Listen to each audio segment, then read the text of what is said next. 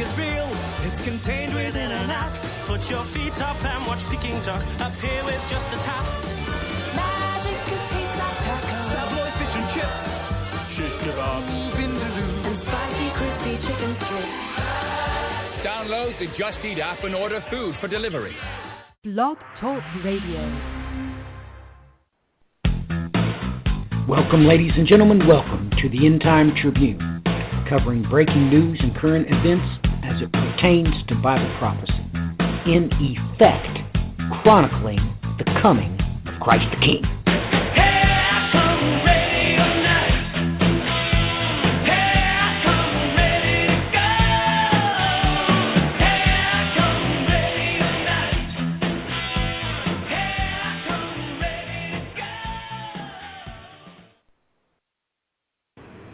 Welcome, ladies and gentlemen. Welcome to the End Time Tribune this January the 6th, 2018, our very first broadcast for this year. Let us consider the anniversary that's going to take place 48 hours from now. It's been 40 years since the spark that began the Iranian Revolution. That occurred on January the 8th, 1978. Ladies and gentlemen, don't you realize the Bible has a whole lot to say about 40 years? I do hope you remember that. Well, let's get this show on the road, shall we? Why, you're going to pull those pistols or whistle Dixie?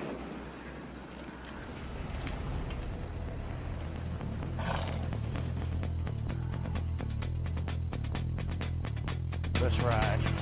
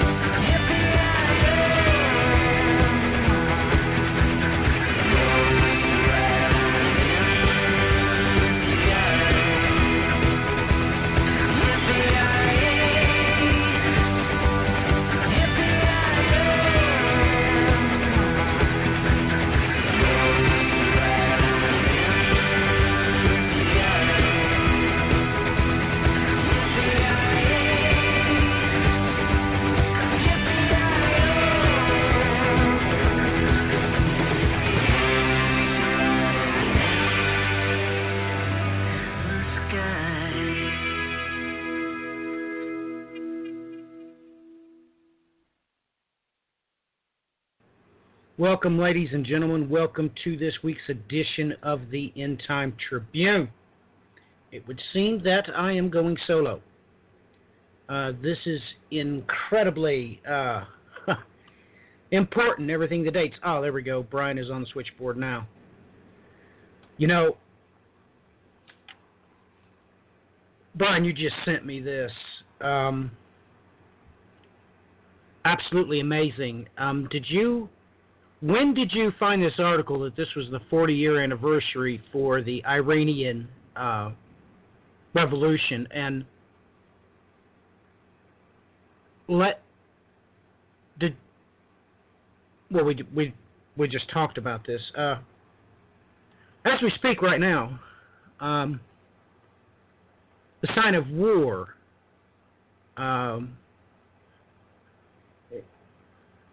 is in conjunction with the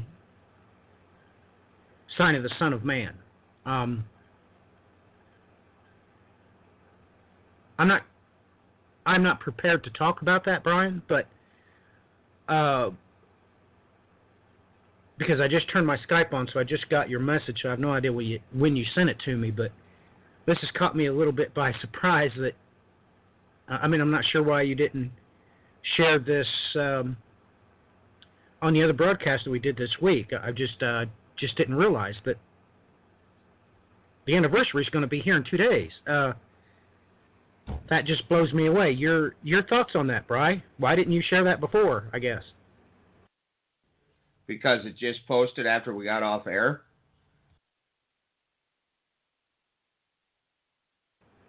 It posted after we got off air. That's right, because Yep. they're on the other side of the planet. That's right, they're on the other side of the planet. Brian,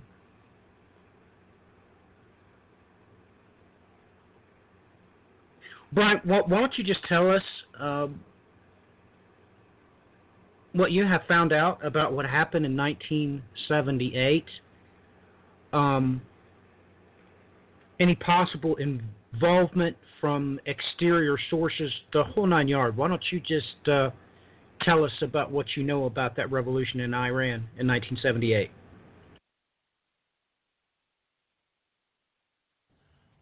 Well, first you had the Mohammad Reza Shah Pahlavi had decided to. The big no-no, which always ends up leading to trouble anywhere it happens, is he decided to attempt to nationalize the oil. And as soon as that went down, all of a sudden rumblings went on behind the scenes to start pushing the Ayatollahs into place. So obviously, you had external factors going on between Britain, France, and the United States at this point in time. Like I brought up yesterday, just like had happened in the last couple of days, the oil fields went on strike, which therefore started obviously problems with the economic standing for Iran and for that specific leader and regime. Once they put that into effect, it started massive trouble, and it really began to bring about his fall. Now, he fled out of there. I believe he went over to Sadat in Egypt first, and then he came over to America. He had cancer at the time anyways, which his lifespan, by the looks of things, were getting pretty short. But nonetheless, he flat out made the comment to reporters that it was full well apparent that America was done with him, and it was a game over. So, that's kind of summarizing a little bit of what I can pull off the top of my head here quickly. Well, I went straight to news sources for this one, and I don't like what I see. The article you sent me was actually wrong. The article that appeared in the Atelier newspaper that said that the Khomeini was a British agent, that was on January the 7th. It was on January the 7th that article was released. So it was the next day that after everybody had read this article.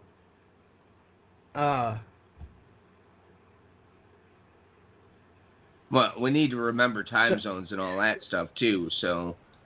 That's why it took me a few minutes, but yes, I translated this from the Arabic.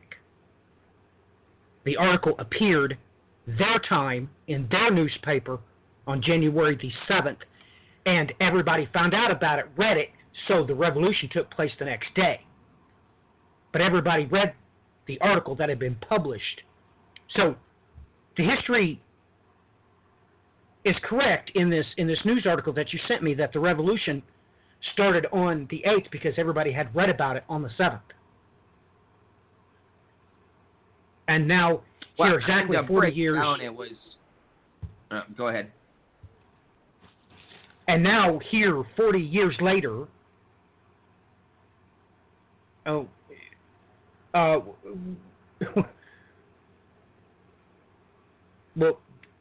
Brian, Iran is in the middle of protest all over the country, and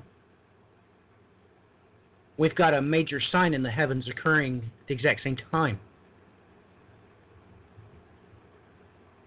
And this really does bother me. I haven't had time to obviously investigate this. So was there any proof procured that he was in fact a British agent or a British stooge? I don't know if we can point our fingers at Britain. At that point in time, Iran had gotten so used to Britain's meddling in their affairs. Obviously, when the Shah was put into place in the first time, that was due to the fact that there was a change. Oil deal was up between Britain and Iran, because when they first found those oil fields in there, Britain dove in during their colonialism period and basically put into writing that they get about 90% of their resources at the time, massive amounts of money and all this out of it, and they had obviously an expiration date, and when they refused to sign it, the next time the contract came up, that's when they put Reza Shah into place, or, Pavliev. They put him into place after that deal started to fall through. So they had gotten accustomed to the fact that the British were in there meddling in their affairs continually, especially concerning the oil. So as far as the Ayatollah being a British agent, it's possible. France had its hand in that mess, and so did the United States. So there's not really much escaping the factor that multiple Western nations were involved in that. And you'll see almost no mention of that in most sources, but the most, the major piece of evidence is what came out of Reza Shah's mouth after he was ousted. Just the fact alone that he knew they were done with him. Wow. Man, this is off the charts. I was just absolutely not prepared to talk about this. Oh my goodness. Let me say this. I was sent a question, how would we know that peace had been taken from the earth? My response today was this: you won't, because this will entail in the beginning the disintegration of cooperation between the intelligence agencies. That's where you'll see it. And then they turned around and sent me back the article. Do you know anything that's been happening with this Trump investigation? And I said, well, yeah, we've talked about it, and we know what's going on. And then they pushed me, well, do you know about Christopher Steele? I have no idea. And obviously, they knew that I really didn't care what was going on. But they said, well, you had no idea that he was a British agent. And I said, well, you're going to have to get me proof of that. Well, immediately returned an email with the link in it, and right here it is. This is just off the charts. This has been published in mainstream news sources that the full meal deal. Fusion GPS, the company that hired this British agent, had been started by 3 people from the Wall Street Journal. And I'm reading through this, and I can't believe what I'm reading because, ladies and gentlemen, there was a time when this would have been an act of war. A foreign intelligence agent over here investigating a presidential candidate, didn't matter who the candidate was. Well, ladies and gentlemen, this is where you're going to see it first. The intelligence agencies will break ties with each other. I mean, ladies and gentlemen, you have to really understand that it really is to everybody's benefit if criminals get caught. Okay? That's why the British intelligence agencies works with the German intelligence agencies, and they work with the American intelligence agencies, and they work with the French intelligence agencies, and they work with the Italian intelligence agencies. This keeps a lot of major criminal activity from happening. I mean, that's actually what it's supposed to do. That's what it's for.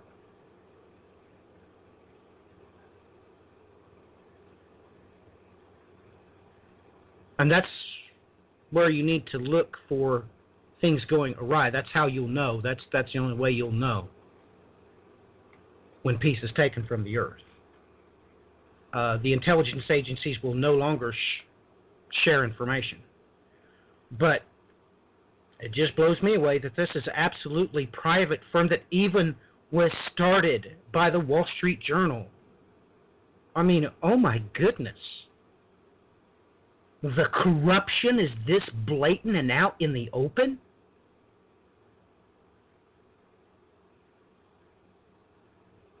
I mean, ladies and gentlemen, how did Fusion GPS even know how to get in contact with a British intelligence agent?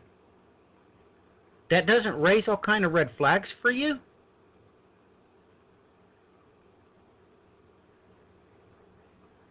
So, I'm sorry for kind of dropping the ball on this. I hadn't put 2 and 2 together because it really doesn't matter, because Brian and I have talked about this before. There's so much garbage from the alt-left and the alt-right. It's like trying to walk through a disaster zone. You don't know what's true and what's not. So I've basically just kept away from it and, expect the worst to be done. But I had no idea that I was going to send this response today and find out that this Christopher Steele was actually a British agent. And, by the way, everybody knows about it. He was getting paid by a private firm. And by the way, it's even better that the private firm was started by the mainstream media. And this doesn't bother anybody. Okay, so I guess if you're an executive at the Wall Street Journal, you're just above the law. You can pay foreign agents to spy on presidential candidates, or I don't know, United States senators, or that's legal now, I guess.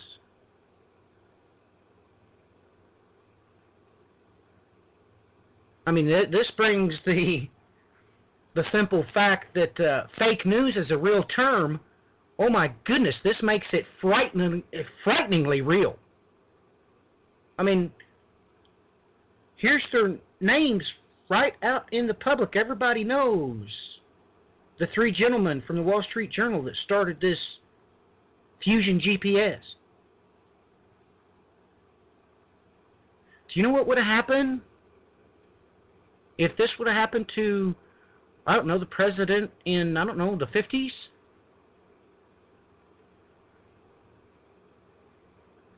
I mean, surely you do. Surely you understand that if the British would have got busted in the middle of a presidential election, well, Great Britain would have trembled. Because Americans wouldn't have put up with that crap. Not even a little bit. So,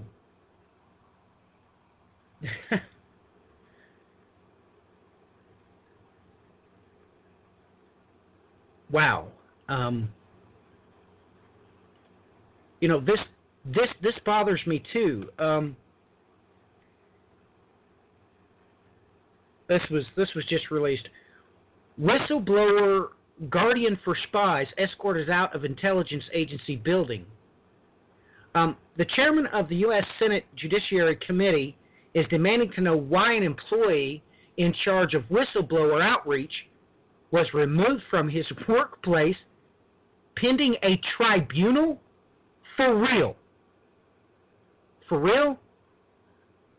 Does everybody know what we have on some major politicians right now? And this poor employee's going to face a tribunal. Really? I mean, what happened to all the money that was supposed to go to, I don't know, Haiti? Remember the earthquake there? But,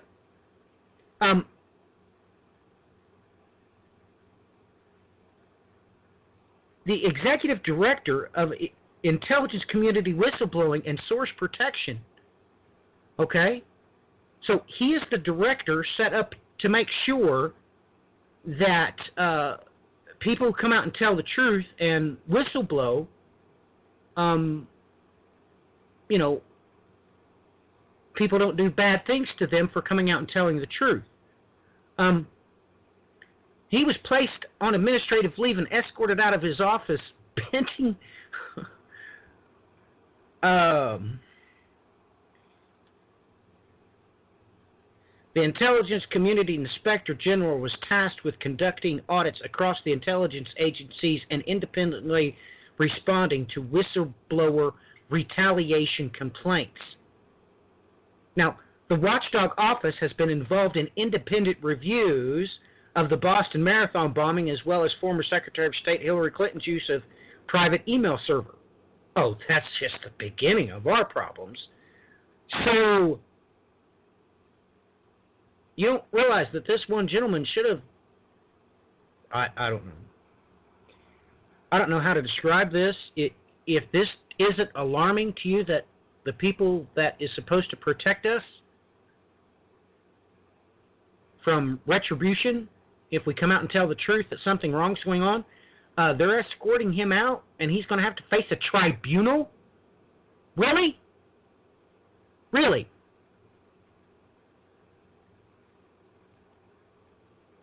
I mean, what about all the congressmen that should be in front of tribunals right now? The senators. I don't know.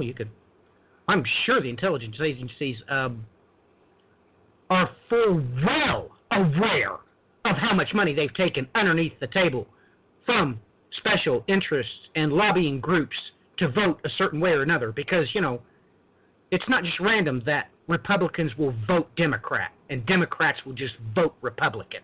That's not random. That's paid for. And, like, everybody knows it. And nobody has to face tribunals. But yet the person that's supposed to protect people from retribution, he's facing a tribunal. And I guess nobody cares. I guess. I mean, the big question is, why isn't Fusion GPS, all the executives in that organization, locked up right now, getting ready to face a Senate inquiry into why they were meddling in a presidential election? Well, I'll tell you why, because that's not in the senator's best interest to do, is it? I guess that means they're not senators. That's what it means. Well, I mean, we know what it means. We know what it is. It is a kleptocracy, is what it is. Duh. That's what it is. But we're getting great big holes in the dikes. Huge holes in the dikes, ladies and gentlemen. This whole kleptocracy is crumbling because now we're not just hanging foreign powers out to dry. Now we're in the process currently of just hanging all of our allies out to dry as well.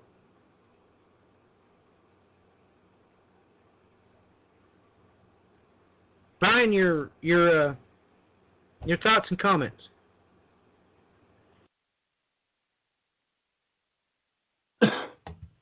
Well, the infamous Steele dossier that you brought up, I've known about that since its rumblings were first brought into the public arena.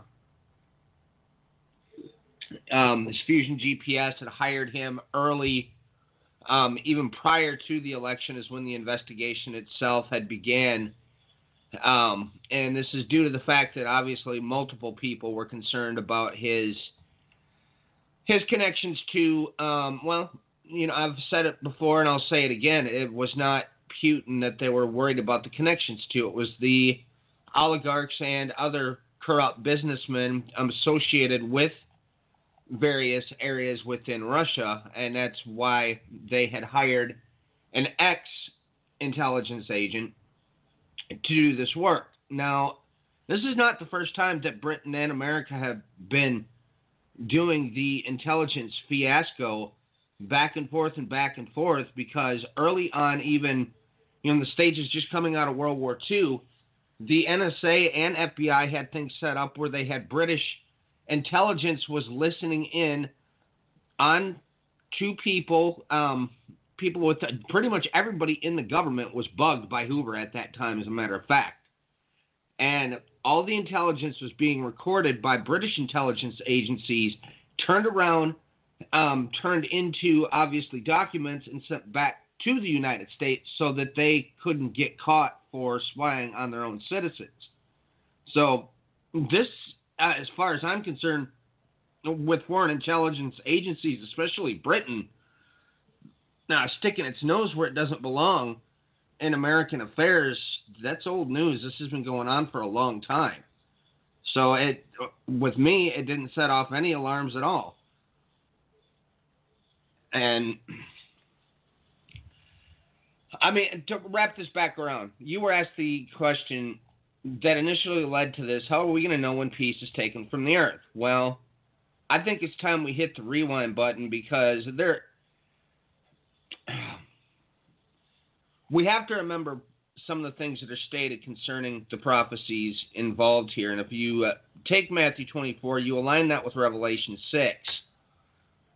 But we can't forget that it's speaking of a generation, and if we go exactly with the Genesis 6 definition of 120 years, folks, you got to remember that starting at World War I, peace was taken from the earth. Hit the fast forward button, World War II. But here's the thing. Matthew and I have brought this up time and time and time again. We have been in a perpetual state of war ever since the first shots were fired in World War I. It has never calmed down anywhere on the earth since then. So how do we look at that exact factor here? Well, folks, things have already been brewing. Wars and rumors of wars. We've had that all taking place. Now, how do I put this? we've talked about this, the White Rider nationalism. The Red Rider, or the Craftsman, socialism is the easiest one to see in the midst of this. What would you have to say, folks, if you realized that 2 days after, if we had a possibility of a seal being broken 2 days later, 2 days after the inauguration of this current commander-in-chief, who it's beyond, there's no questions anymore now about the fact that he is a blatant nationalist. Okay, that's not even on the table anymore. That's not even up for debate nor argument. What would you say if the next one came around to when the protests happened in Charlottesville and the day that woman was run down by a neo-Nazi and 2 policemen were killed as well that day? Everybody remember what the commander-in-chief did that day? There was good people on both sides. The further he spoke about it, the more he stuck his foot in his mouth. Literally, he came to the defense of neo-Nazis. I'm sure nobody's forgotten that. Now, what would you say if you had 2 mega slapping you in the face signs like that? Just maybe food for thought. A scary thought.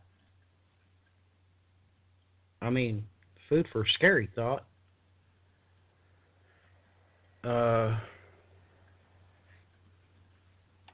Well, Brian, absolutely off the charts. Are you ready to cover some of your news, Brian?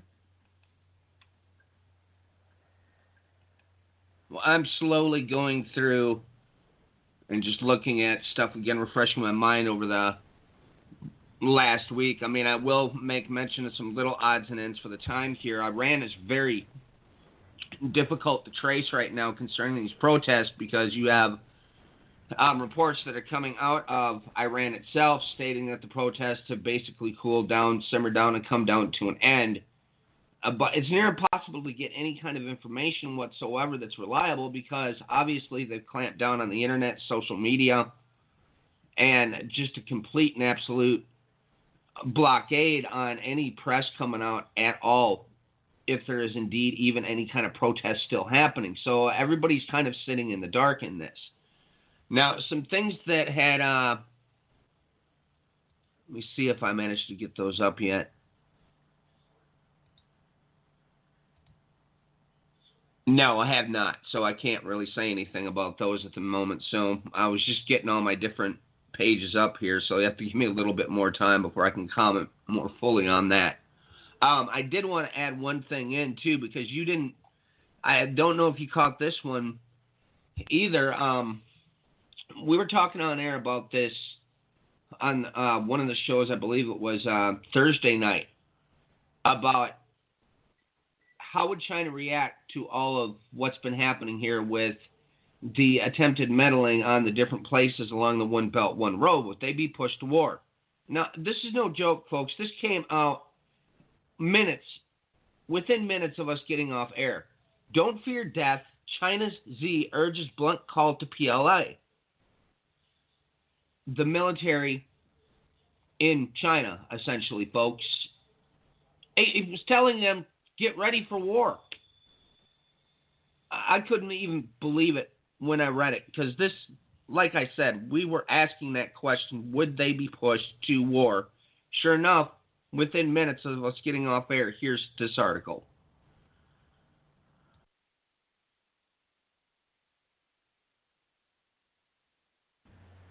It's just nuts that this would be happening within minutes of us getting off the air. That's just flat crazy. Well, ladies and gentlemen, let's talk about the retail apocalypse. Right out of the gates this year, we've got 21 big retailers closing stores. this is getting catastrophic. I just saw an article that was posted that how many jobs were added in December, and that was just a flat joke. It was just a flat joke, but this is just getting catastrophic, the amount of closings that we have going on. I mean, where are all the high school graduates supposed to get jobs from last year? I mean, really. But, you know, it's just came out that 30% of all U.S. households had either zero or negative net worth. 30%. I mean, oh my goodness. I mean, these statistics, I mean, have huge implications for the economy since, ladies and gentlemen, it is the regular Americans, not the wealthy people, who drive the economy. And everybody knows that. And this is just getting more and more and more catastrophic.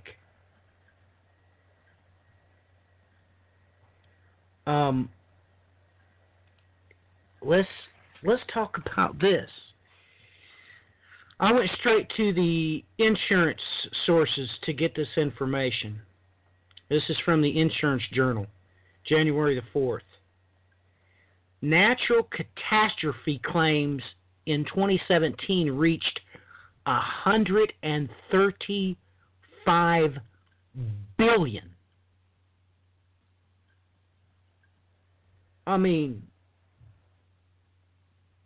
oh my goodness. The insurance industry will pay record claims of $135 billion from last year's spat of natural catastrophes, according to a report published by Munich Re.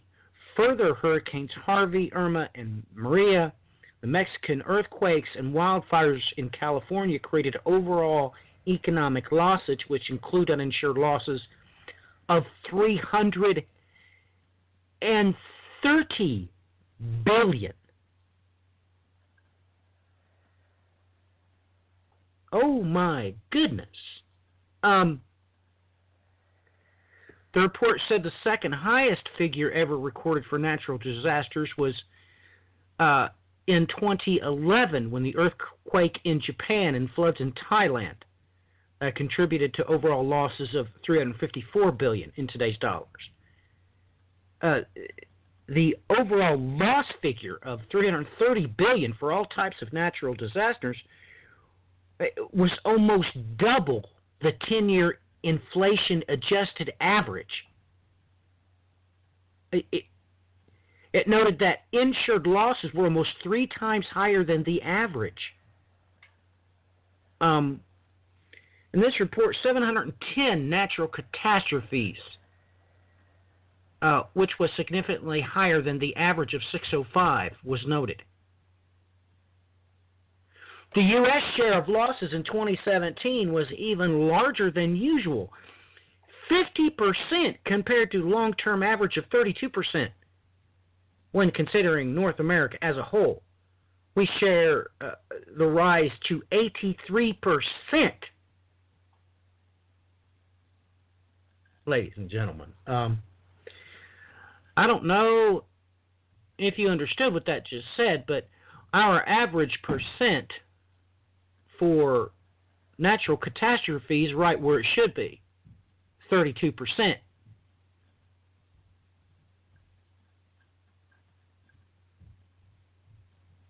So, because we are 1/3 of the earth, by the way. The New World is 1/3 of the earth. But putting two and two and two and two and two together, it is staggering what is occurring in our country right now. It's just absolutely mind-blowing. It's mind-blowing.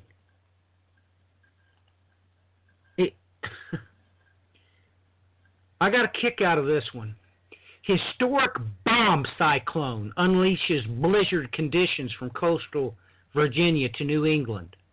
Frigid air to follow. I got a kick out of this. What's a bomb cyclone? Ladies and gentlemen, I took meteorology in an institution of higher learning. What's a bomb cyclone?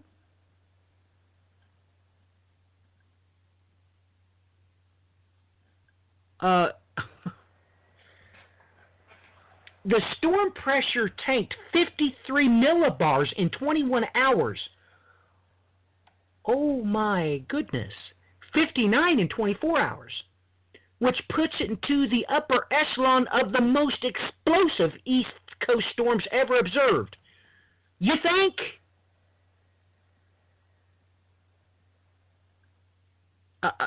Really? Maybe everybody don't know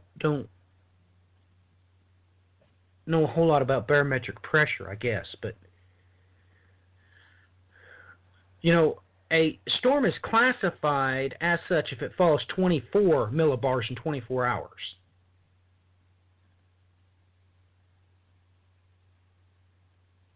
When it does more than double that, ladies and gentlemen, that's not normal, okay? No matter what anybody might tell you.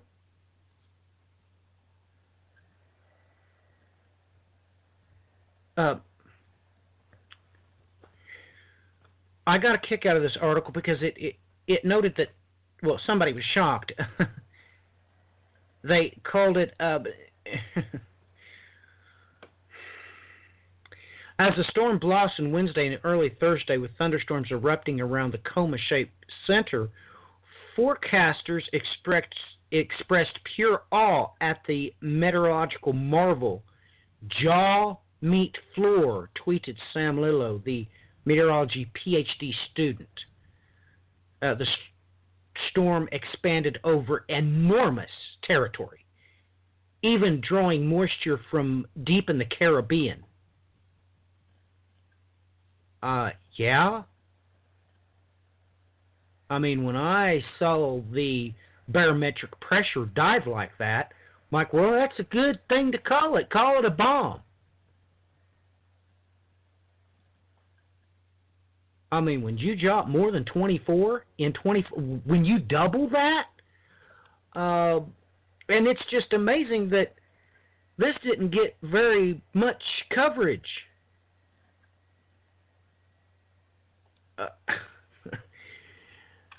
And I guess everything's normal. I guess, I guess everything's all right.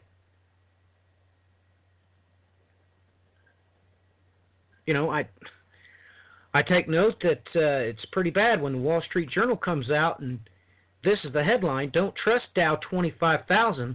The economic cycle is broken." Do you think? I mean, in this article, it's stating that it's a confusing cycle. Nothing seems to make sense. Do you think?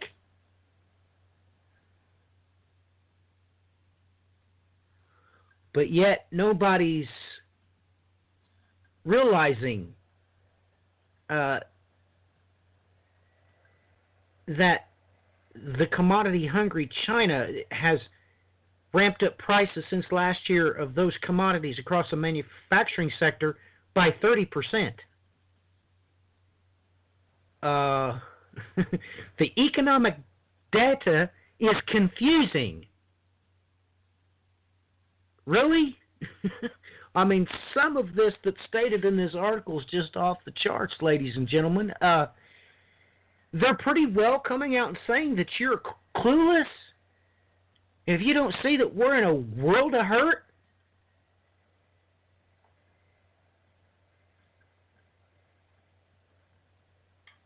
I mean,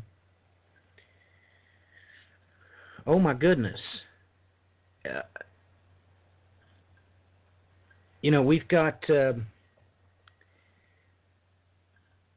We've got some serious problems, ladies and gentlemen.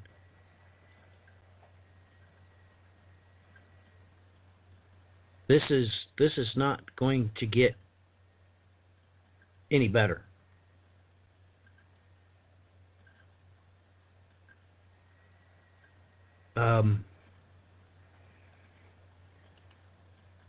I mean, we've gotten to the point where we're killing so many babies that it's abortion and not birth control that's pushing the U.S. pregnancy rates down. Middlebury College professor says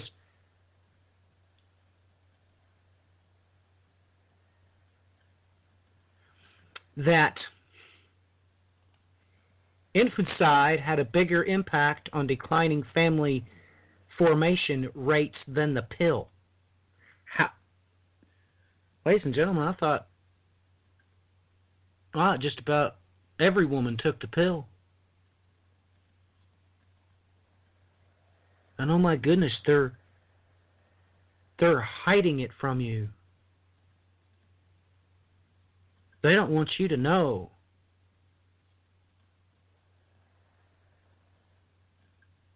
They don't want you to know that how many babies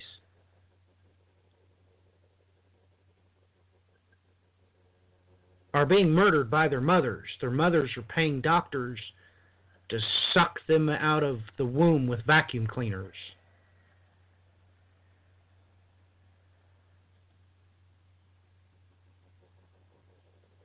And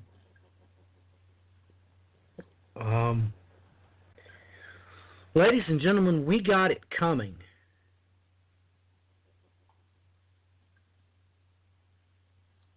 I mean, the Wall Street Journal was pretty blatant in that article. I mean, it's really kind of comical what it was saying about the economy.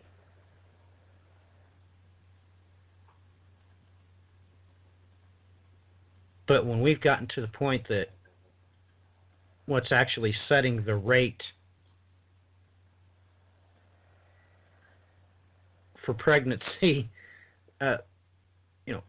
family growth rates are being established by murdering mothers.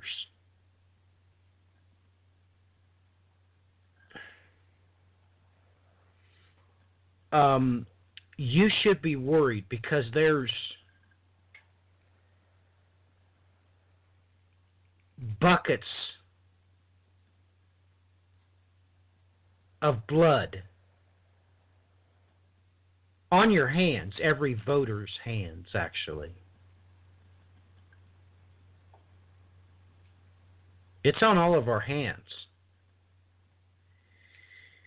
And the Lord God of heaven is pretty clear who has to stick up for them. He's pretty clear that it's Him. So I guess we've covered the gambit in 2017. All of our mothers have murdered as many babies as they could that God was knitting together in their own wombs, as well as strategically bombing as many places as we could that had civilians in them. So I guess we've covered the whole gambit this year.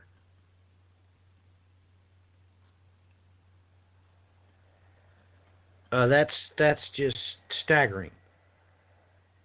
I mean, when this article comes out and says that, oh my goodness, wow,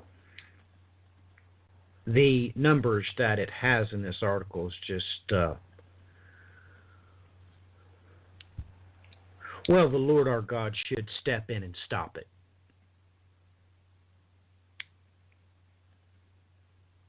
It's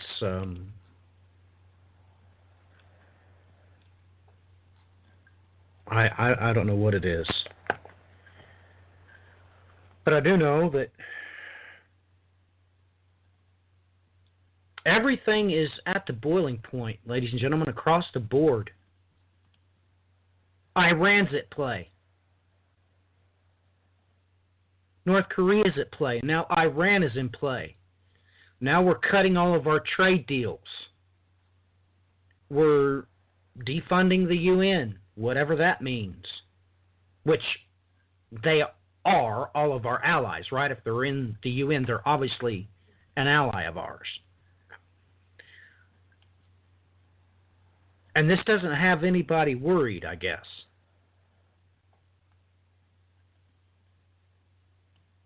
I got a feeling that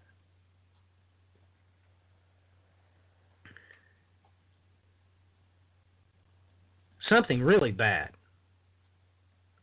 is going to get everybody's attention here pretty soon.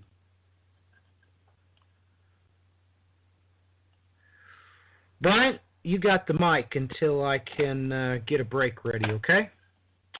Give me 10 minutes. I'll try to put a break together for us. But until then, Brian, you got the mic.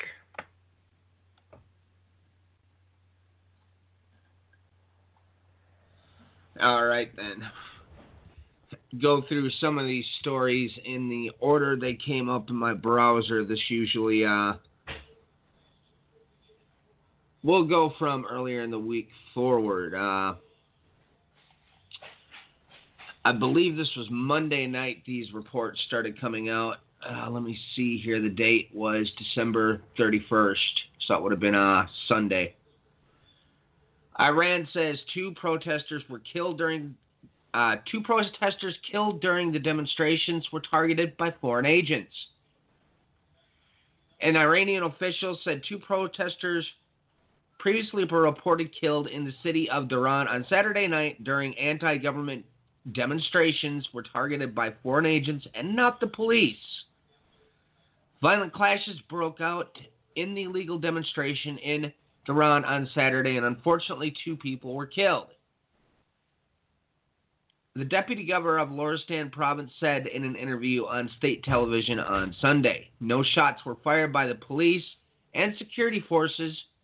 We have found evidence of enemies of the revolution, Takfiri groups, and foreign agents in the clash," he added. Khojapour did not explain the killings, but said security forces had not fired on the crowd.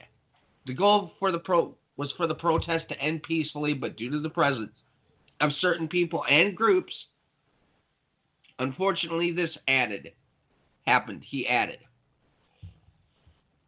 And nonetheless, folks, now up to today, there's around the count that they suspect is about 22 dead.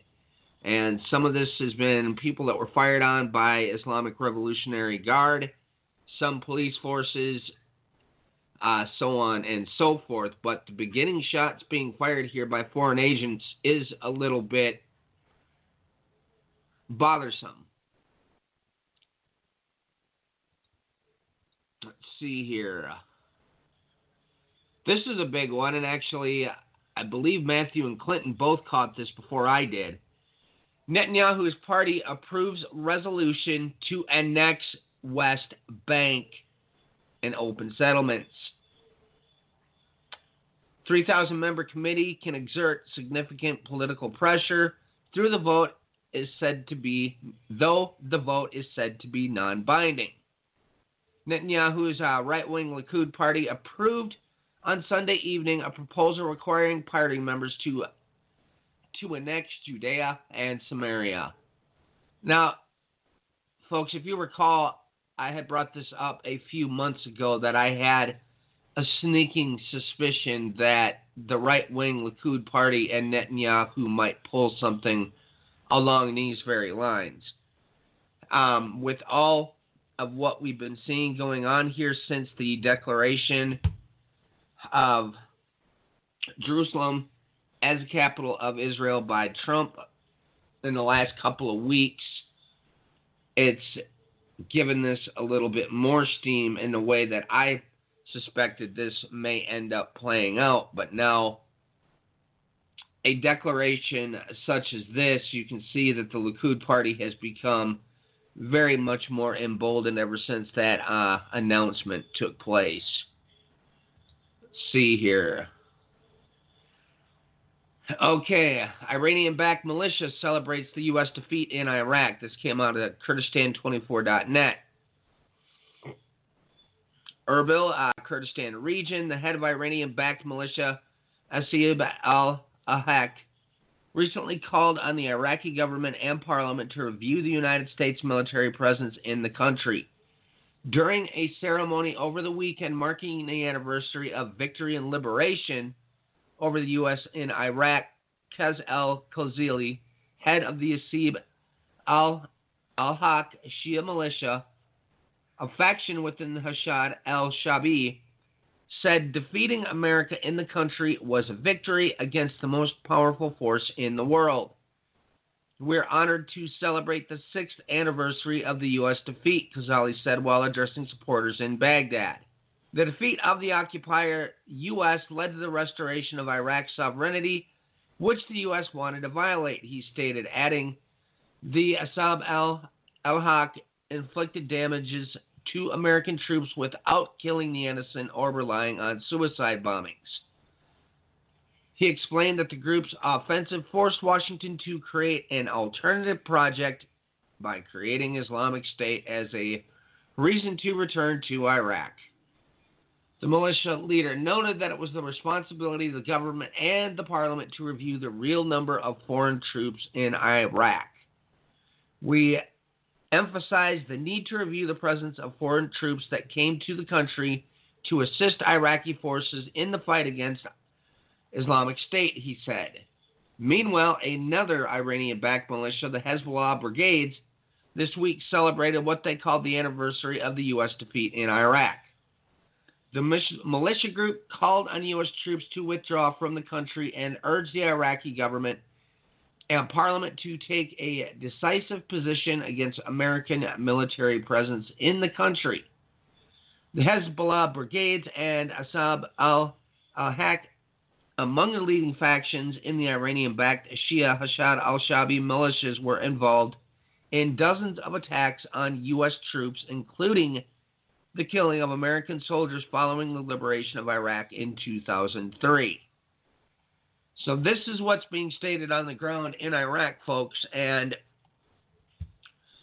I guess from their standpoint, they see this as a defeat, but, you know, I guess when we look at what the ultimate end game priority of America coming in and stirring up unrest between Iraq and Syria both, was really to completely destabilize the region, or need I remind everybody of the infamous Henry Kissinger policy. If you want to keep control over the world, you need to keep the entire Middle East destabilized at all times. I don't know. They went out of Kissinger's playbook here. They've been following his policies. They've been following Brzezinski's. People going back to the Nixon administration and forward, and they keep using these same playbooks. So I guess it all depends on whose point of view you're looking at here. Now, has this caused the Shia and Iranian aligned forces, not necessarily backed, even though a large amount of them appeared to be, have gained a major foothold throughout these regions? But then again, are we looking at, once again, them playing a little bit of a piece on the chessboard to set everything into the next move? We had Mark Cohn on Wednesday criticized Israel, the United States, and Saudi Arabia for encouraging the Iranian anti-regime protests, saying the three countries could lead us to war. The official line pursued by the United States, Israel, and Saudi Arabia, who are our allies in many ways, is almost one that would lead us to war, Mark Cohn said. Calling for a dialogue with the Islamic Republic, Macron said France wanted to avoid rebuilding an axis of evil, a reference to countries singled out by former U.S. President George Bush, including Iran, North Korea, and Iraq. Well, folks, go out and look at that list because they've destabilized all the other nations from the infamous axis of evil comment. Excuse me. U.S. President Donald Trump has been supporting the Iran protesters in a series of tweets during a furious response from Tehran. Trump, who considers the Islamic Republic his enemy number one in the Middle East, on Wednesday promised unspecified support for Iranians trying to take back their government. I would keep note of that, folks, because if you can read between the lines, that is a very frightening statement. Benjamin Netanyahu praised the heroic demonstrators protesting against the coup regime in a YouTube video published on Monday. And we'll leave it with that in that article. But, folks, within hours, in the first, I believe it was up to 2 days, for Pete's sakes, Trump's Twitter account literally was doing more saber rattling than you can shake a stick at this point. And they've gone in and since backed it up. He made threats against Pakistan. They've pulled financial funding. They put them on religious freedom watch list now and all sorts of other insanity. Making matters worse, Kim Jong-un came out and said, I have a nuclear button on my desk ready to press at any time now. Trump turned around and said, my button is bigger and I have more nuclear weapons. Basically along those lines. Then on top of it, the Iranian comments. Well, in the last couple of days, about all you're seeing, I kid you not, I pulled up just my Reuters app on my iPad today. The entire United States news feed, and it's not actually two programs, my Feedly program as well. The only thing up for debate right now is the president's mental state. I got to tread the line carefully here, but I think they should have been asking that question a heck of a lot longer and much earlier than they did. But nonetheless, that's all that's saturating the news here in the United States, and it's gotten to the point where it's just back to absolute ridiculousness. They love to completely and absolutely just throw the veil over everything. Do this last one here, hoping that Matthew's got a break ready. Iran protests spur tensions between Trump admin and Europe. Tensions brewing between the U.S. and Europe over how the international community should address the deadly protests in Iran. Several diplomats and Trump administration officials told CNN. While the U.S. and its European partners, including the United Kingdom, France, Germany, all fundamentally support the right of Iranian demonstrators to peacefully protest, they disagree in their analysis of where the situation on the ground is headed and over the strategic value of ramping up rhetoric publicity publicly, sources said. The Trump administration, meanwhile, has gone all in with its very vocal support of the demonstrators and harsh condemnation of the Iranian government. Now, folks, Friday, the UN, the infamous neocon war hawk Nikki Haley, went out of her way to try to call a UN meeting in support of the protests in Iran, which is literally off the charts. When have you ever seen that done? Did we see that happen during the Arab Spring? Do we see that ever happen? You know, like one person had brought up on the social networks this week, how about why didn't we have that at the UN in support of the Occupy protest in the United States? Folks, that's unprecedented, off-the-charts meddling in foreign affairs on a scale that is just unbelievable. Russia came out in direct rebuke of these actions. You know, they were literally blown away that the United States had the audacity to pull a stunt like this. But then on top of it, when they did have the UN security meeting, once again, they got slapped in the face even more so. Because what it turned into was basically all these other nations saying, you people are nuts for trying to take the nuclear peace accords off the table. Because they know ultimately that's where this is leading. And Trump's, essentially his decision on what he's going to do with those nuclear peace accords comes up later in this month. So just bizarre stuff playing out here. And the UN just seems to be the stomping ground for all kinds of insanity over the course of the last 2 weeks here now. But you got that break there ready, Matthew? Yep, let's do it. We'll be back in 7 minutes, 12 seconds, ladies and gentlemen. This is Reawaken Hymns.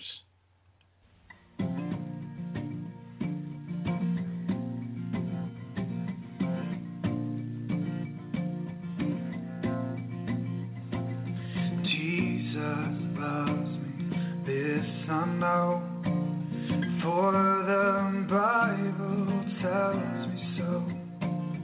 Little ones to Him belong.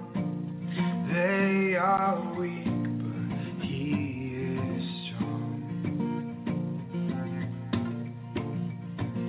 Yes, Jesus loves me.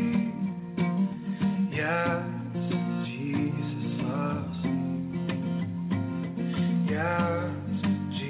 Jesus loves me, the Bible tells me so.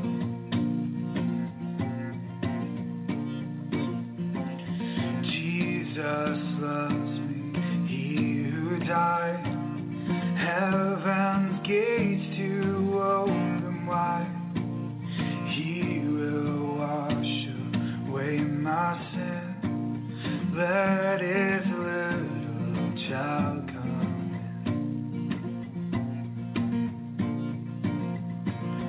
Yes, Jesus loves me. Yes, Jesus loves me. Yes, Jesus loves me. The Bible tells me so. Jesus loves me. He will stay close beside me all the way. Thou hast bled and died for me. I will now then live for thee. I will now then live for thee.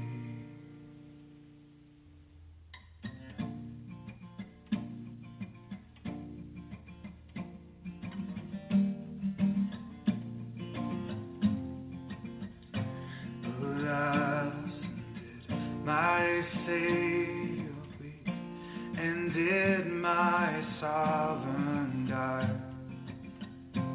Would He deal that sacred act to sinners such as I? Was it for Christ that I had done? He groaned upon the tree. Amazing pity, grace unknown, and love beyond degree.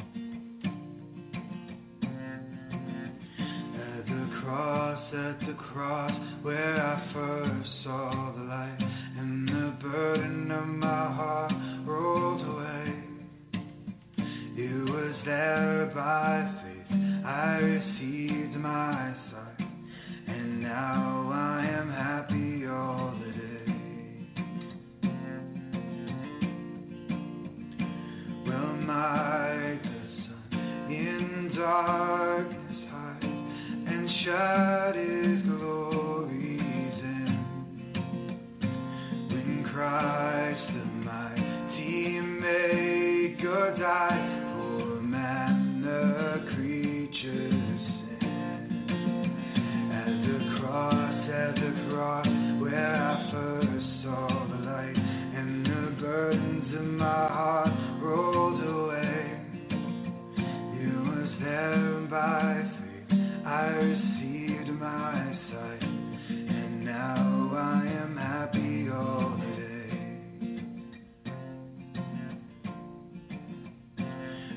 drops of grief can never repay the debt of love I owe. Here, Lord, I give myself away. 'Tis all that I can do.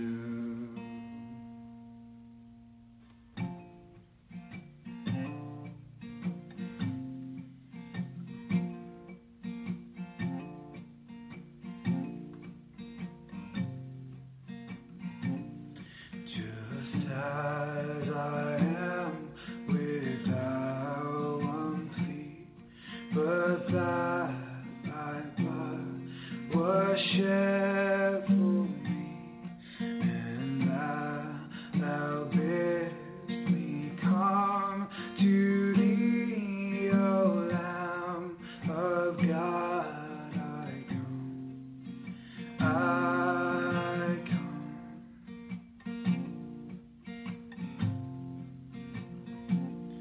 Just as I am, and waiting not to rid my soul of one dark lot, to thee whose blood can cleanse each spot, O Lamb of God, I come. I come.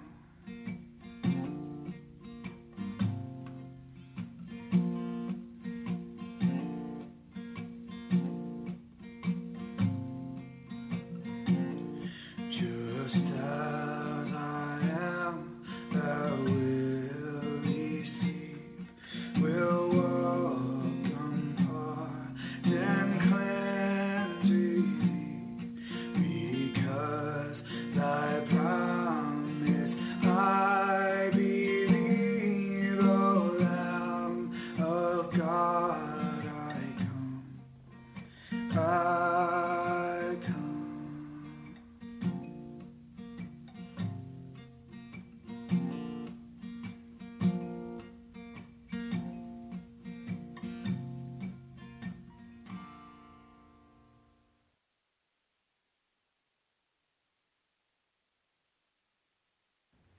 Welcome back, ladies and gentlemen. Welcome back to the End Time Tribune. It's January the 6th, 2018. Brian, the feel that I've got from everything that you've said so far is just, I don't know how to put it to people, that they need to get their house in order.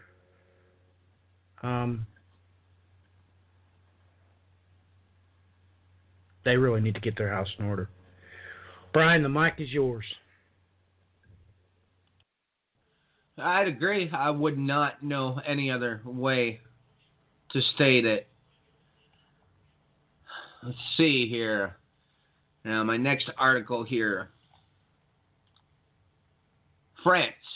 Israeli-U.S. rhetoric on Iran will lead us to war. I'm going to leave that one off for the time being. I think I read that before. This is a rather long article. I'm not really going to go into too much here. This is from Xinhuanet.com. Iran Middle East power struggle threatens shaky peace in post-IS phase, Islamic State phase.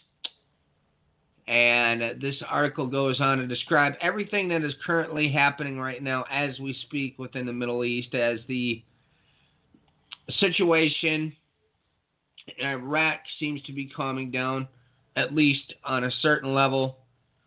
We still have things going on with the Syrian crisis between talks are now, they're trying to continue with the talks in the Sochi talks between Russia, Turkey, and Iran, and then obviously Geneva is trying to have their own talks. We have Erdogan last week who obviously said Bashar al-Assad cannot stay in power.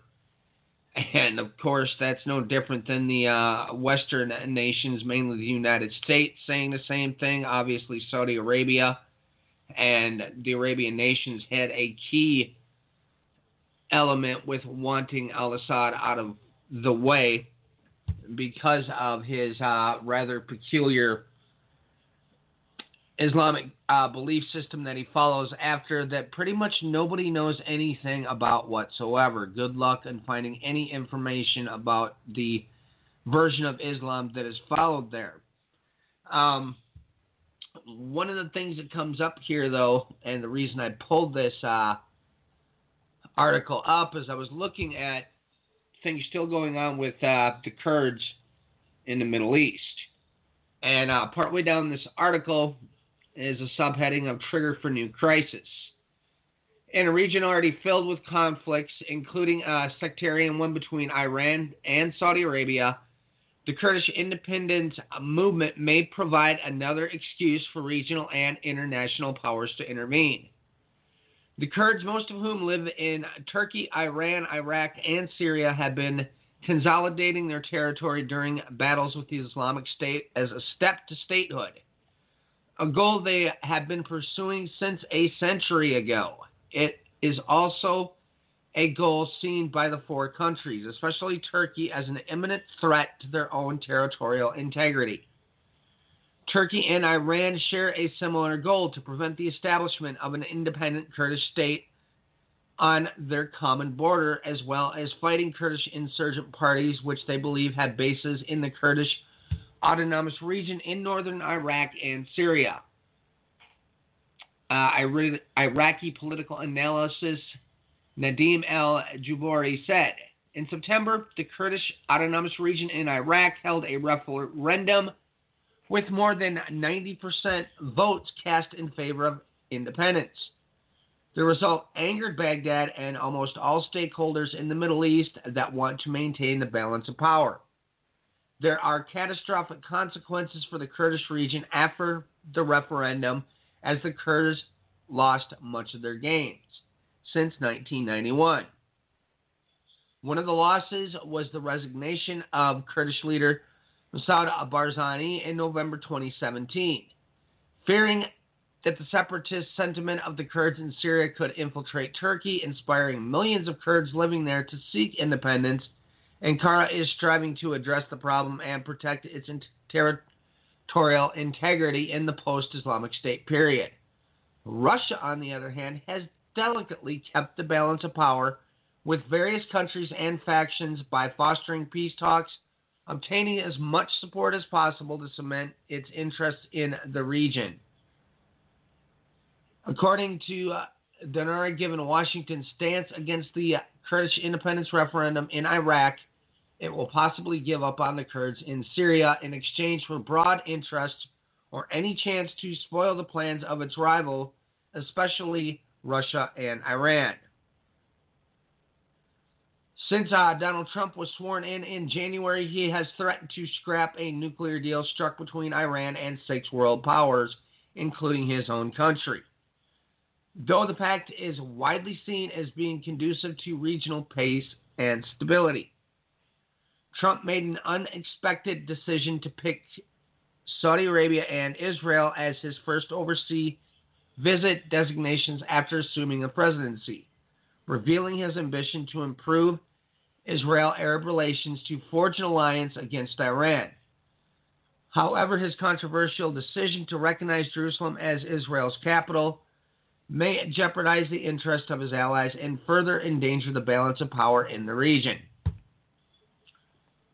Closer and more open coordination between Israel and Saudi Arabia can be seen as a signal of increasing military pressure over the proxies of Iran throughout the Middle East.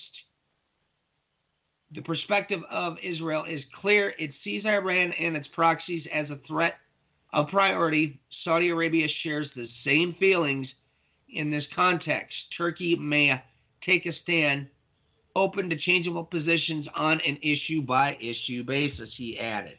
Well, I've said this over the last 2 years. Turkey plays whatever side of the fence benefits them most. And that's really what that is pretty much paraphrasing. Now we had Britain's Defense Secretary came out and stated on the 5th, war against Islamic State is in a new phase. From Baghdad, Britain's Defense Secretary Gavin Williamson has warned that dangers from the Islamic group state are far from over, despite its defeat in Iraq. Williamson says the fight now enters a new phase and expressed his government's commitment to continue working with the U.S.-led coalition to hunt down remaining Islamic State fighters in Syria and elsewhere. He spoke at a press conference in Baghdad on Thursday. He signed a statement of intent for 10 million British pounds investment in Iraq's counterterrorism capacities. Williamson said his government is determined to win the war online, preventing Islamic State viral propaganda from recruiting yet more fanatical fighters. Last month, Iraq declared the defeat Islamic State after more than 3 years of fence fighting against extremists in northern and western Iraq. And he's indeed correct as far as Islamic State is concerned. They have not disappeared yet, folks. They're cropping up in larger numbers in Afghanistan and in the Sinai Peninsula in Egypt. So, no, they have not completely disappeared off the radar. And, the moment everybody starts thinking they did, they'll probably just pop up again in more numbers. We had an interesting little one come out here on the 4th. Angola joins long list of oil nations in ditching the dollar peg. Angola is poised to become the latest emerging nation to abandon its currency peg as it seeks to rescue an economy still reeling from the oil price crash 4 years ago. The Southern African nation and OPEC members said that this week it would let the Kwanzaa trade within a new band. The rate at which it has been fixed against the dollar since April 2016 does not reflect the truth, according to Jose Massano, who became central bank governor in late October. It joins a long list of commodity exporters from Russia to Egypt, Kazakhstan, Nigeria, and Uzbekistan that have floated or devalued currencies in a bid to end crippling shortages on foreign exchange and revive economic growth. So one more nation now, folks, that has done this. I think I'll bring that one up a little bit later. Well, I'll make mention of it, folks, because I'm not going to go into too much detail on this. Look up the article and read it. This is once again a Strategic Culture Foundation. They seem to report on a lot of interesting pieces that do not really get covered by most mainstream news sources.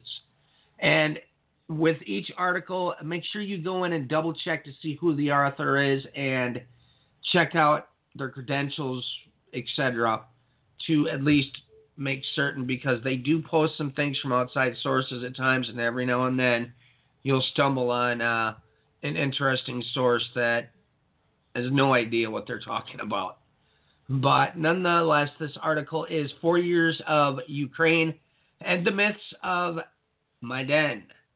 And that would be the protest that happened in Maidan in 2014 that kicked everything off with the Ukrainian crisis. Most notably in here, I've spoken about Paul Manafort time and time again, and about the fact that his connection, his meddling, so on and so forth, had nothing to do with Russia. And in here, this article is just one more amongst a billion out there that basically proves that he was working in the West interest, and to make matters even worse, President Ukraine Yanukovych, on top of it, was not pro-Kremlin. They were tilted toward the West and the EU. This whole thing has just been blown out of proportion, and the disinformation we've been getting here in the United States is utterly and completely ridiculous. So I would look into that. Okay, excuse me again. Okay, this article came out earlier today. Is Turkey setting up a naval base on the Red Sea? The Middle East is in chaos, but apparently it's not enough to stop regional powers in their ruthless fight for a hegemony. While Iran has taken the world's attention, Turkey is stealthily pursuing its goals of developing a military and intelligence infrastructure on the Red Sea. It has already deployed troops in Qatar to support the embattled emirate in its conflict with the Gulf states and Egypt, a conflict that is effectively preventing the revival of a group of pragmatic Sunni states against Iranian incitement that U.S. President Donald Trump has hoped to bring about during his visit to Riyadh in April. And then this goes on to explain a whole lot more concerning this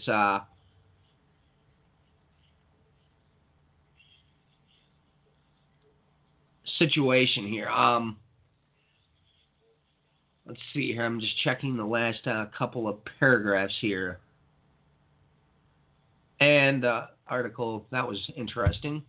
All right, I'll just grab the last couple of paragraphs here. In aligning itself with Qatar, Turkey is effectively blocking the formation of an anti-Iranian front in the Gulf. Its military cooperation agreement along the Red Sea and Somalia and Sudan are a direct threat not only to Egypt but also to Israel, whose vessels and planes transit through the sea on their way to Asia and Africa. This is a dangerous situation, adding already to the volatile mix in the Middle East. Syria, Iraq, Yemen are in ruins, but apparently it is not enough to stop regional powers in their ruthless fight for hegemony. There's also mention here as well that this specific island that Turkey is after was part of the Ottoman Empire. And folks, I would take a look at, there's a great big article that came out in Daily Sabah from the Turkey news source concerning the Neo-Ottomans, and it is quite a read, so I would advise looking that up as well. Okay, this one I just had to bring up because, well, we're looking for a certain set of events to start building up here at some point in spring this year. Sudanese police scatter protests sparked by bread price hike. Sudanese police fired tear gas on Saturday to disperse some 400 demonstrators who marched through the city of Sennar to protest against a hike in bread prices, eyewitnesses told Reuters. There was no immediate report of deaths or injuries. Bread prices in Sudan have doubled since the government eliminated subsidies this week under its 2018 budget. The price of a loaf of bread rose from 0.5 Sudanese pounds to 1 pound, the Bakeries Union said on Friday after the prices of wheat flour rose. We are protesting today against the rise in bread prices, and we call on the government to scrap it. Nonetheless, folks, this goes on to explain as well what's going on with their oil and it being basically stolen, which is pretty much standard policy. Western nations roll into these poor nations and just take their resources. Another article that was released today, Arab League to lobby the UN to recognize Palestinian state. Amman, Jordan. Arab states will soon embark on a diplomatic drive to persuade the United Nations to recognize a Palestinian state with East Jerusalem as its capital on territory captured by Israel in the 1967 war, Jordan's Foreign Minister Ayman Safadi said. 6 Arab foreign ministers met in Amman on Saturday to follow up on an earlier decisions taken by the Arab League to counter U.S. President Donald Trump's move in December to recognize Jerusalem as Israel's capital, a decision that overturned decades of U.S. policy in the Middle East. A committee made up of Egypt, Morocco, Saudi Arabia, the United Arab Emirates, the Palestinians, and headed by Jordan was set up after an emergency meeting of the Arab League in Cairo shortly after Trump's decision that called on Washington to abandon its decision.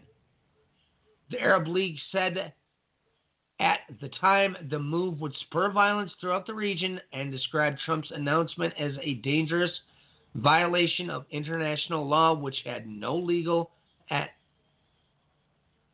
impact. Folks, this article right here, I'd pay attention to this. Those nations named, start thinking of where that is in the Bible and prophecy.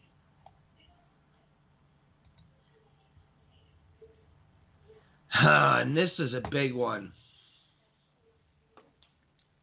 One that really had me pondering even more so. The KRG rejects Iran accusations that anti-government protests have been staged from Erbil by the CIA.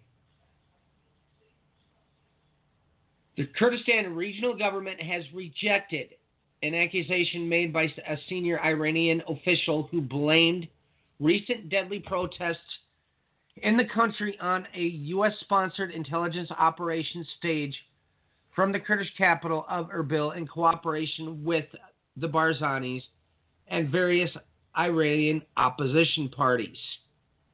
We reject the baseless accusation, the KRG spokesman said in a statement Saturday evening. Okay.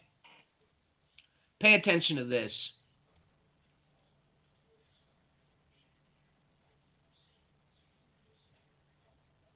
Okay, that's not the spot. I'm trying to find out where this is at in here.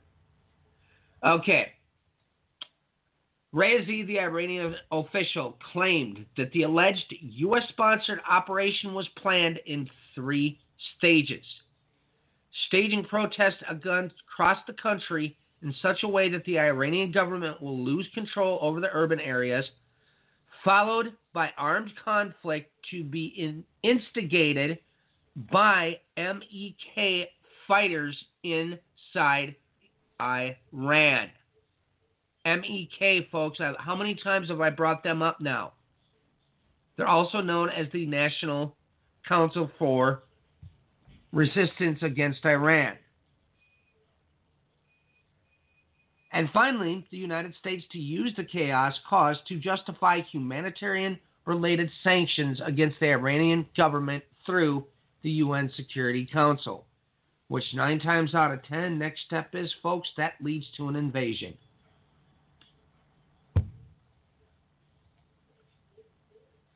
Had another story come out here. Iran blames CIA for a week of protest. U.S., of course, denies any role. This one is rather lengthy. Here's one that came out of the Independent. Why is Trump's man in Iran, Michael D. Andrea, missing from conversations about the protests? Isn't the man in charge of CIA's Iran operation taking a serious interest in the latest events in Iran? Surely he is. That's his job, isn't it? But why the silence? Once again, go out and find this article. Very lengthy, not going to go into it.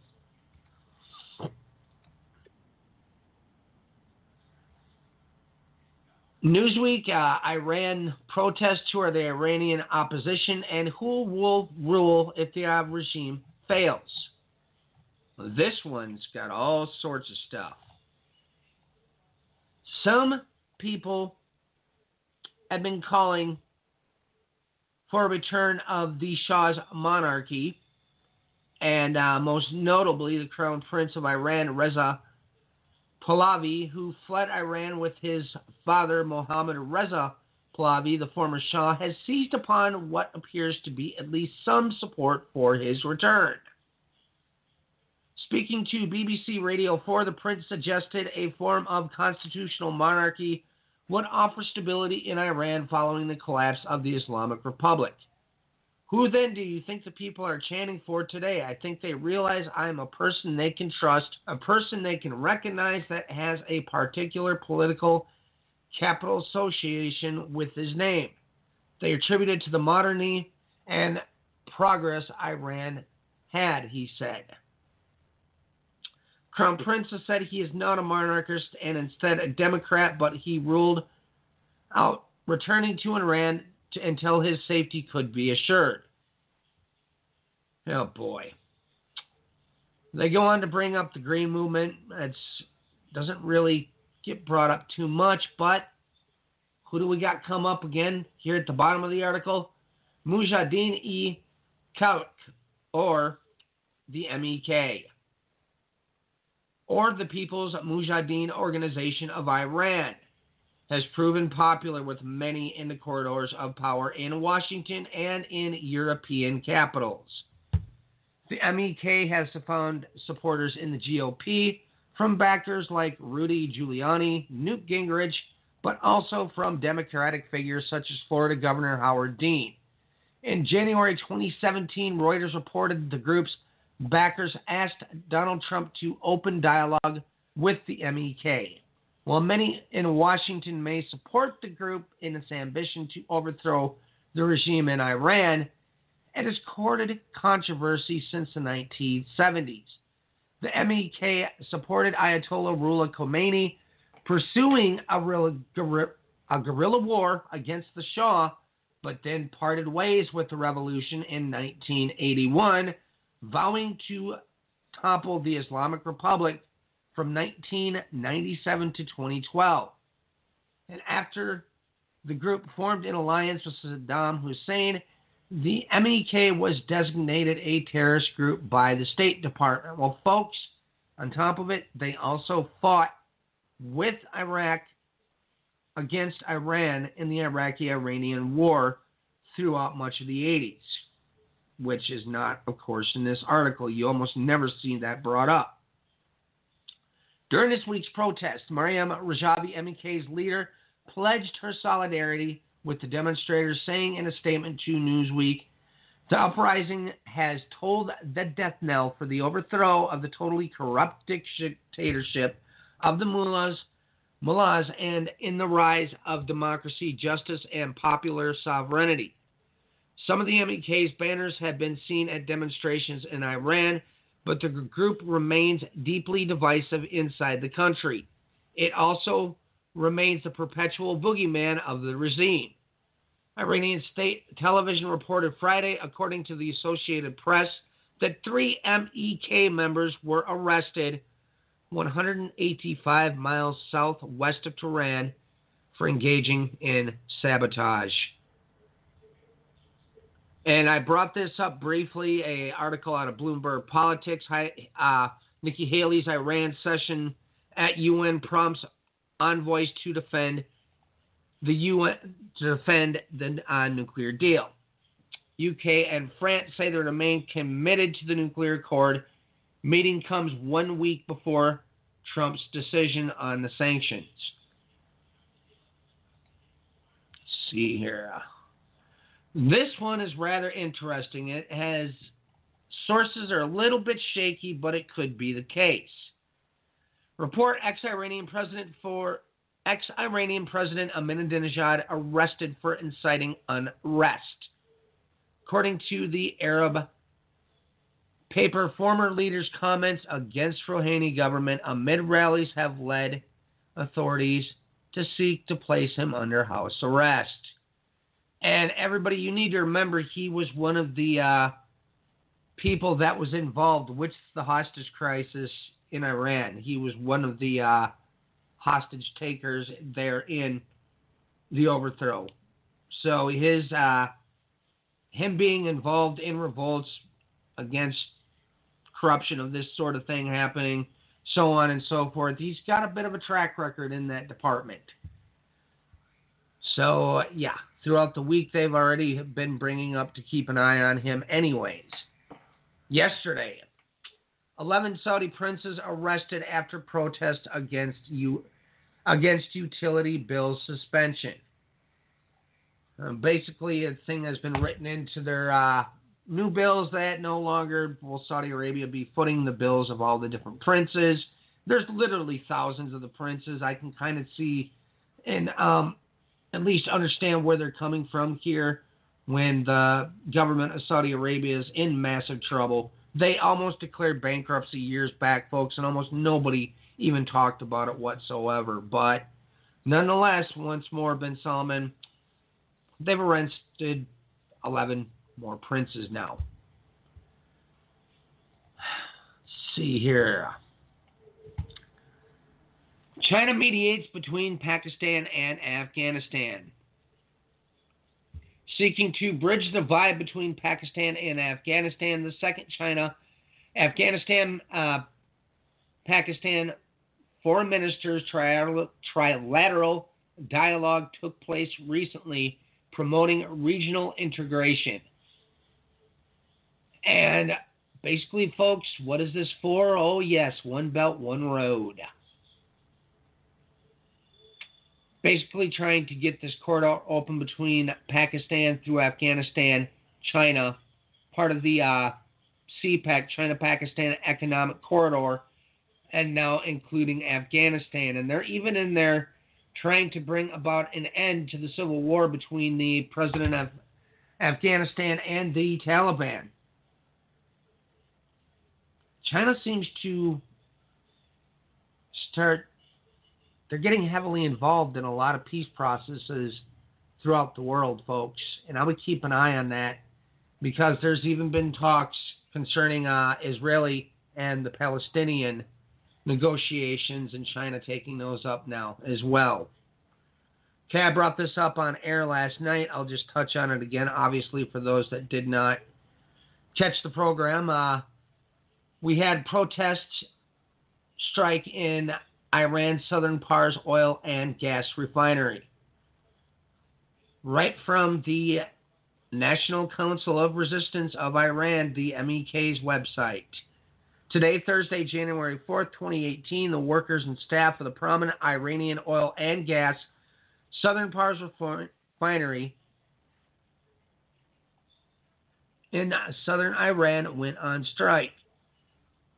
It's notable that 3 days ago on Monday, January 1st, 2018, in line with a nationwide protest against Iranian regime, the headquarters of the People's Mujahideen Organization of Iran, MEK, had called for a strike in the oil industry in addition to military and ammunition production industries as a necessary and vital step to cripple the Iranian regime.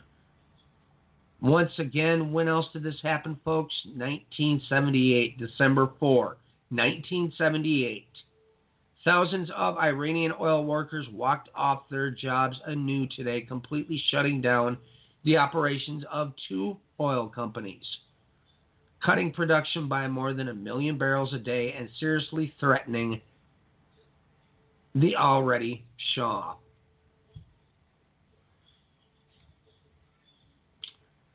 U.S. issues new sanctions on Iran over missiles. This took place on the 5th. The president is weighing additional actions to punish the regime for its belligerent behavior and assault on its own citizens. And I think that's it for the time being. I'm going to take a breather here because if people can't tell, my throat is really messed up here. So, no, that's fine, Bri. Boy, you've bore the blunt of this broadcast, that's for sure. We're down to 15 minutes. You know, Brian, the next thing that Mars does is it meets up with Saturn in the sign of the cherub, or Nergal, well, Sagittarius. And that occurs on April the 1st. Now, I hope everybody realizes that that was the very time that the Israeli government told its Jewish citizens to leave Iran. That was in April 1978.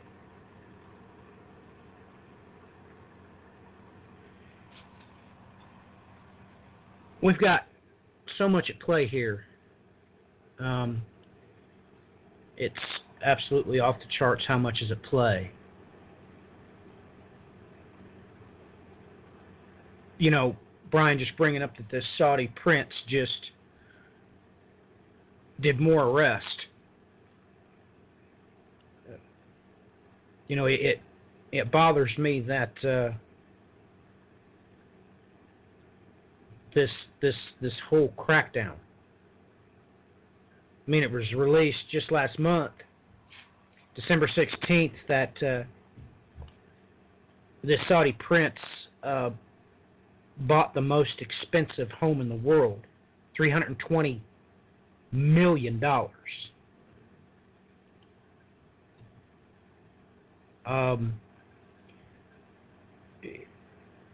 That's just amazing. But this house is near Versailles.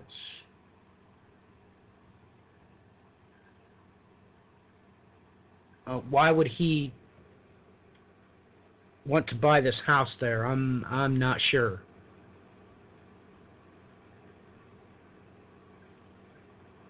I'm not sure what's at play, what all is going on, but boy, everything's being set in a row.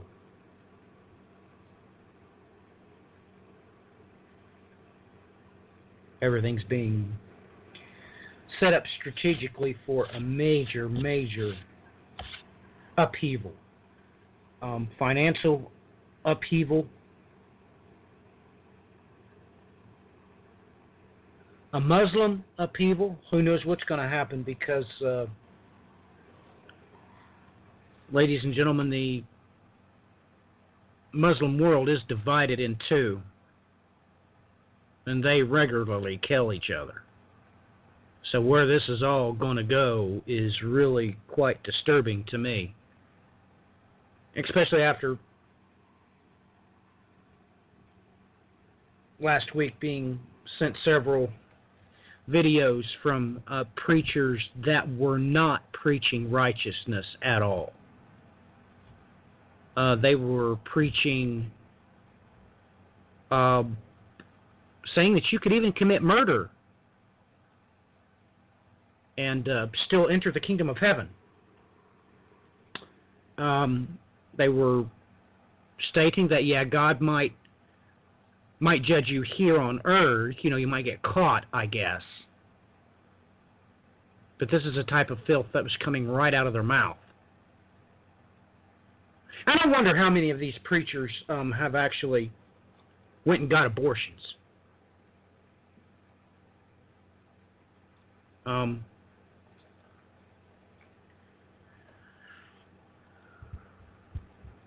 Boy, you talk about needing to get your house in order.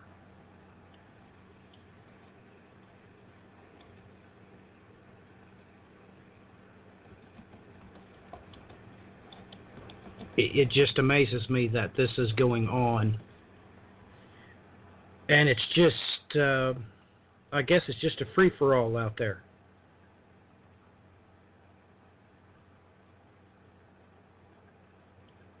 Man, it makes me wonder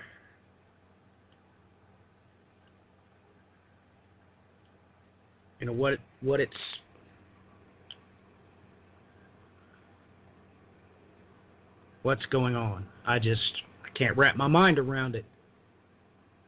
Everything that's currently going on.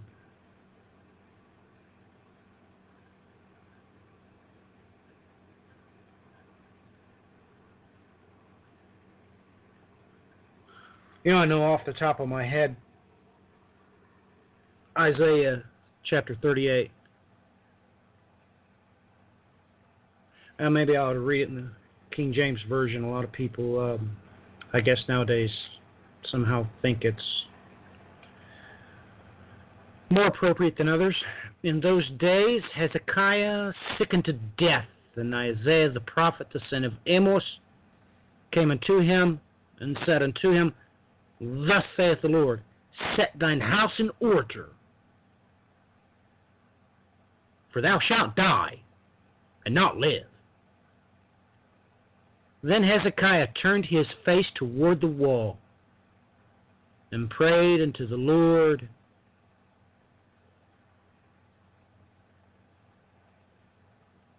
I'm not going to read his prayer. I know it in Hebrew and Greek. I know exactly the dynamics going on, but I've stated enough. Ladies and gentlemen, I think it would behoove you to put your nose to the wall and start praying.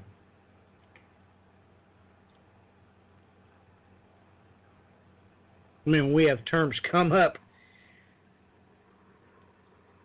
like bomb cyclone. Ladies and gentlemen, how can the barometric pressure gauge drop 53 millibars in 24 hours?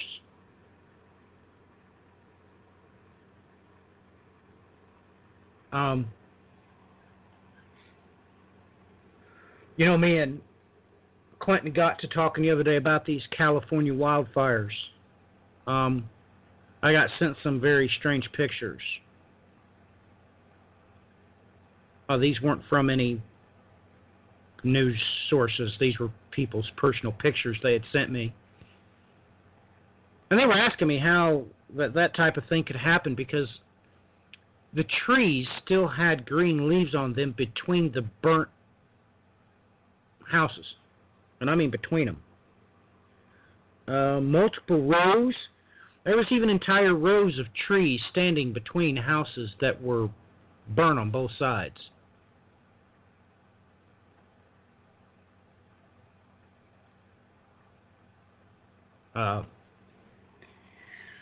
Not quite sure the physics involved with some of the pictures that I've seen. Like, now, this is somebody's personal picture. They took it with their phone and sent it to me.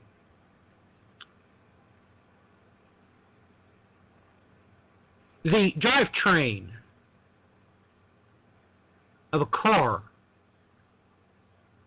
was gone. Drivetrain, I mean the transmission, the engine, the drive shaft, and the rear differentials, tires, the whole 9 yards. It was gone. Car was turned up over on its side. I, immediately knew what must have happened. The gas tank must have blown, or perhaps the motor. At any rate, it had been ejected from the picture, so I don't know. I'm not sure how. I'm sure it was there, but it wasn't included in the picture. But 9 feet away, all the bushes, the trees were green. There was a couple other cars that were close, and one must have been what was left of a truck. But the drive shaft had melted and bent. I mean, like I said, green foliage within 10 feet. Trees within 10 feet. Now, ladies and gentlemen, I used to work in not only factory, but that factory had its own foundry.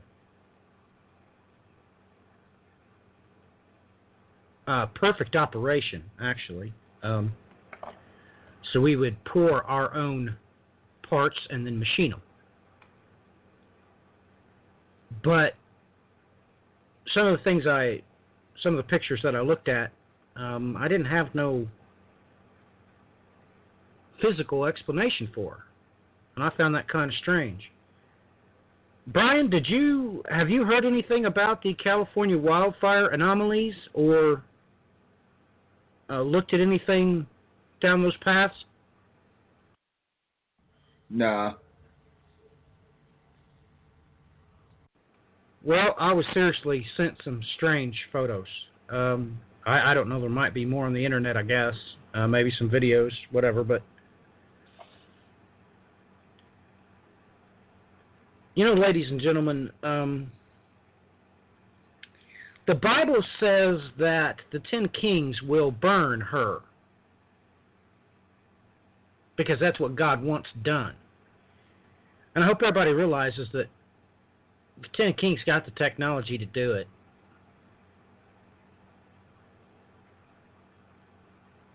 Just so you know.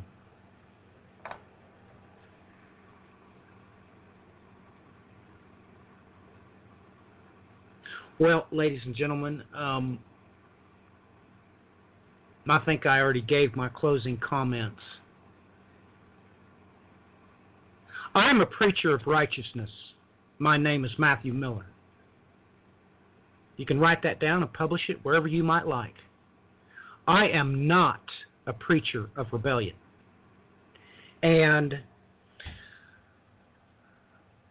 you need to know that no liar is going to enter the kingdom of heaven. No murderer, no adulterer,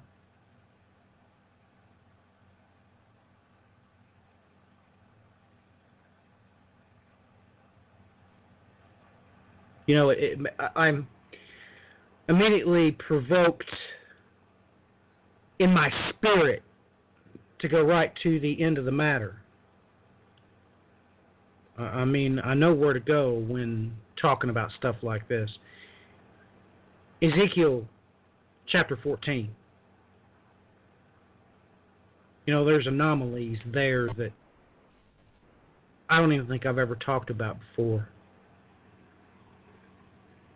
I'm pretty sure that I've never seen anything published, at least in English, on what I know about the verses in question.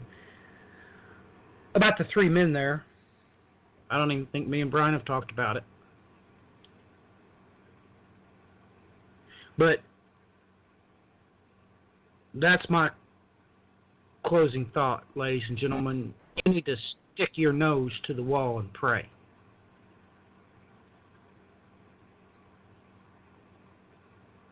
Brian, your closing thoughts and websites, contact information, please.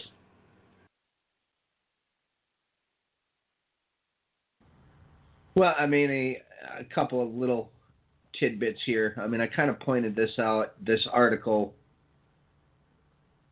concerning the Arab League to lobby UN to recognize Palestinian state. Folks, you should really pay attention to the list in here, and you might want to go over and take a look at Psalm 83 again and reconsider it.